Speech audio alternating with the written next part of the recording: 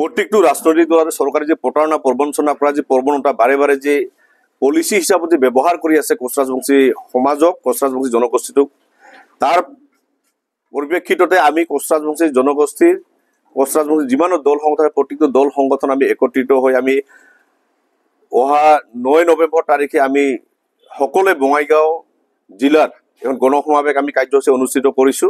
এই কাৰ্যসূচীত কোচ ৰাজবংশী জনগোষ্ঠীৰ মনত জ্বলি থকা জুই আমাৰ বুকুৰ যি বেদনা সেই বেদনাৰ ৰূপ এইখন চৰকাৰে দেখিবলৈ পাব।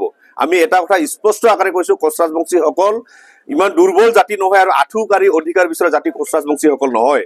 এইকাৰণে চৰকাৰক আমি এটা কথা কৈছো কি বাৰে বাৰে প্ৰতাৰণা প্ৰবঞ্চনা কৰা যি ৰাজনীতি আৰু ৰাজনৈতিক বৈতৰণি পাৰ কৰাৰ ক্ষেত্ৰত যি কোচ ৰাজবংশীসকলক যি বাৰে বাৰে ব্যৱহাৰ কৰিব বিচৰা হয় এইবাৰ যি ব্যৱহাৰ কৰিব নোৱাৰিব তাৰ ৰূপৰেখা প্ৰস্তুত আমি 9 নৱেম্বৰ তাৰিখে আমি ইয়াত মানে ৰচনা কৰিম। আৰু সেয়ে প্ৰত্যেকটো প্ৰান্তৰ কোচ ৰাজবংশীসকলক একত্ৰিত হৈ 9 নৱেম্বৰ তাৰিখে বঙাইগাঁও জিলাত উপস্থিত হোৱাৰ কাৰণে সকলোকে আমি কাতৰভাৱে অনুৰোধ কৰিছো। ইয়াত কোনো ভেদ ভাৱ পৰীক্ষাৰ কৰি ৰাজনৈতিক দলত থকা ব্যক্তি সকলো আহিব লাগে। আজি এটা কথা কৈছো কি আজি যেতিয়া কেইদিনমান আগত দেখিবলৈ পাইছো তিনচুকীয়াত যেতিয়া চাহ জনগোষ্ঠীৰ যে ডাঙৰ বৃহৎ যে এটা আন্দোলন আছে সেই আন্দোলনত মুখ্যমন্ত্ৰী ডাঙৰে এটা কথা স্পষ্ট আকাৰে কৈছে বোলে আমি যেহেতু জনজাতিকৰণৰ আমি পক্ষত আছো যাৰ কাৰণে বিজেপিৰ গোটেই মানুহখিনি ইয়াত আহি সহযোগ কৰিছে। সেইকাৰণে যদি সঁচা কথা হয় তেতিয়াহ'লে বিজেপিৰ যিসকল কোচ ৰাজবংশী মানুহ আজি বিজেপি কৰা আছে গোটেই কোচ ৰাজবংশী মানুহখিনি তেখেতসকলৰ নিজৰ ক্ষমতাৰ লোভত নাথাকি যাতে কোচ ৰাজবংশীসকলৰ জাতিৰ উত্তৰণৰ কাৰণে যাতে সকলোৱে ওলাই আহে তাৰ কাৰণে আমি বিনম্ৰভাৱে অনুৰোধ জনাইছো। আৰু যদি কেৱল নিজৰ যদি ক্ষমতা দেখাই যদি থাকিব বিচাৰে সেইসকল ব্যক্তিক আমি চিনাক্ত কৰিম আৰু সেইসকল ব্যক্তি যি ৰাইজৰ যি ক্ষতিকাৰক বুলি আমি কিন্তু চিহ্নিত কৰিব বাধ্য হ'ম। সেইকাৰণে আমি কাতৰ অনুৰোধ কৰিছো 9 নৱেম্বৰ তাৰিখে ৰাইজৰ যি বিপুল দাবীত আৰু আমাৰ যি জনজাতিকৰণ আৰু পৃথক কমৰাপুৰ ৰাজ্য পুনৰ গঠন আৰু লগতে কেএলৰ লগত যে শান্তি চুক্তি এই কেইটা এজেণ্ডা লৈ আমাৰ গণসমাবেশ অনুষ্ঠিত কৰা হ'ব। ৰাইজৰ মাজত জ্বলি থকা জুইকুৰা আমি একেলগে আমি ইয়াত বঙাইগাঁৱত গণসমাবেশত আমি একেলগে আমি দেখাই দিম আৰু ডবাই জ্বলাৰ পৰিৱেশটো আমি কেনেকে দেখাব লাগে এইখন চৰকাৰ দেখাই দিম। সেইকাৰণে চৰকাৰক আমি কাতৰ অনুৰোধ কোচ ৰাজবংশীসকলক বাৰে বাৰে ভেঙুচালি কৰি ৰাজনৈতিক বৈতৰণি পাৰ কৰাৰ কাৰণে আপোনালোকে ব্যৱহাৰ নকৰিব। স্বাভিমানী জাতি নিজৰ স্বাভিমান অটুট ৰখাৰ কাৰণে যে আমি সংগ্ৰাম কৰি আছো আমাৰ সংগ্ৰামৰ ভাষা আপোনালোকে বুজিবৰ কাৰণে চেষ্টা কৰক। কেৱল যদি ডমিনেট কৰাৰ চিন্তা চৰ্চা যদি বাৰে বাৰে কৰি থাকে তেতিয়া কোচ ৰাজবংশীসকলক কিন্তু তাৰ ব্যৱস্থা কৰাৰ কাৰণে কৰিব। আমি ৰাইজক এটা কথা আহ্বান কৰিব বিচাৰিছো ৰাইজৰ কথা মতে চৰকাৰ চলিব লাগিব। চৰকাৰৰ কথা মতে ৰাইজ নচলে আৰু চৰকাৰৰ কথা মতে কোচ ৰাজবংশী সমাজ কেতিয়াও নচলে। কোচ ৰাজবংশী সমাজে যেনেকে ক'ব বিচাৰে তেনেকে চৰকাৰ চলিব লাগিব।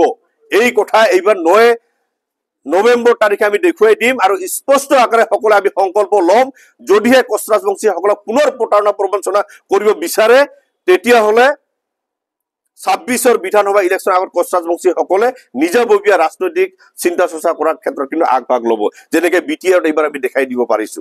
সেইকাৰণে সময় থাকোঁতে মানে বিজেপি চৰকাৰক এটাই আমি অনুৰোধ কৰিব বিচাৰিছো আৰু বিশেষকে বিৰোধী দলৰ যিসকল নেতৃত্ব আছে তেখেতসকলকো ক'ব বিচাৰিছো আপোনালোকে কোচ ৰাজবংশীসকলৰ জনজাতিকৰণৰ ইছ্যুটো লৈ আপোনালোকে ৰাজনৈতিক ইছ্যু নাবনাব। অসমখনক যদি সঁচাকে আপোনালোকে ভাল পায় খিলঞ্জীয়াসকলক যদি সঁচাকে ভাল পায় তেতিয়াহ'লে অসমৰ খিলঞ্জীয়া ভূমিপুত্ৰ কোচ ৰাজবংশীসকলক প্ৰথমতে সুৰক্ষা প্ৰদান কৰা আপোনালোকে ব্যৱস্থা কৰক। কাৰণ অসমৰ কোচ ৰাজবংশীসকল সুৰক্ষিত নহ'লে অসমখন কেতিয়াও সুৰক্ষিত হ'বই নোৱাৰে। আজি কোচ ৰাজবংশীসকলৰ মানচিত্ৰ 20 বছৰৰ আগত যি মানচিত্ৰ আছিল বৰ্তমান মানচিত্ৰ মানে বহুত পৰিৱৰ্তন হৈছে। সেইকাৰণে কোচ ৰাজবংশীসকল বৰ্তমান আমি ৰাজনৈতিক লিডাৰ হ'ব কাৰণতে কোচ ৰাজবংশীসকল আন্দোলন কৰা নাই। কোচ ৰাজবংশী ভূমিপুত্ৰসকলে নিজৰ কষ্ট কৰি উপাৰ্জন কৰা ভাত মুঠি যাতে খাই যাতে ভালভাৱে শুব পাৰে ভালভাৱে যাতে আমাৰ নিজৰ কথা বাৰ্তাখিনি পাতি যাতে আমি থাকিব পাৰো তেনেকা এখন সমাজ আমি বিচাৰিছো।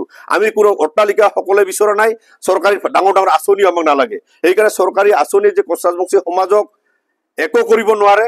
আমাক যদি চৰকাৰে যদি আমাক সদিচ্ছাৰে সঁচাকে ভাল পায় তেতিয়াহ'লে প্ৰথমতে জনজাতিকৰণ কৰক।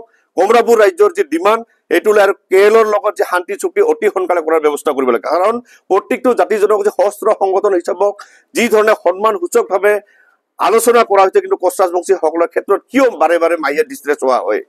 আজি আমাৰ আন্দোলনতো মাহিয়া দৃষ্টিৰে চোৱা হয়। সশস্ত্ৰ সংগঠন 3টা দশক কৰিলে কেএলৰ সকলে কিন্তু কেএলৰ সকলক আজি যি ভেঙুচালি কৰা যি পৰিৱেশ আমি দেখিবলৈ পাই আমি এইখন চৰকাৰ ধিক্কাৰ দিছো আৰু ৰাইজৰ মাজত যি ক্ষোভ এই ক্ষোভৰ যদি উদগিৰণ 9 তাৰিখে হ'ব 9 তাৰিখৰ পিছতো যদি আপোনালোকে কোনো বাস্তৱ ৰূপ দিয়াৰ যদি ব্যৱস্থা নকৰে তেতিয়াহ'লে কিন্তু অসমখন স্তব্ধ কৰি দিয়াৰ ব্যৱস্থা পৰিৱেশ কোচ ৰাজবংশী সমাজে ৰচনা কৰিব